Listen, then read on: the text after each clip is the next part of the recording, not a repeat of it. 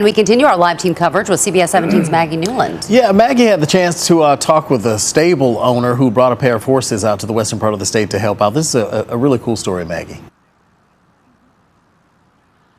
Ron and Angela, right now we have riding lessons going here on at Jack's Stables in Wendell. You can see the horses making their way around the ring, but two of these horses recently returned from western North Carolina where they were helping people after Helene.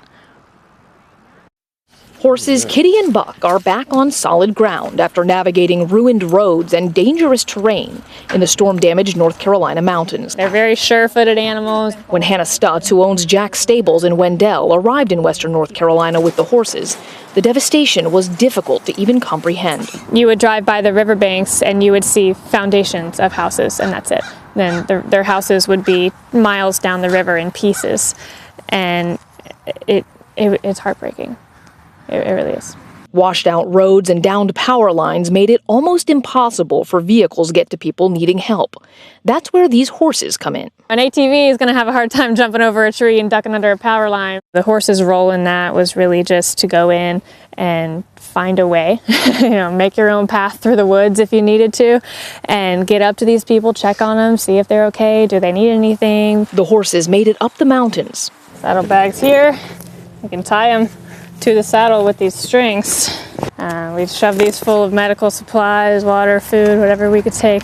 Bringing people necessities they had no other way to get. We're very grateful. It's a great community out there. And when they weren't delivering supplies or checking on people, Kitty and Buck spent a little time helping to heal a hurting community. They just provided moral support, bunch of kids just coming up, giving them a pet, letting them just get a taste of life again.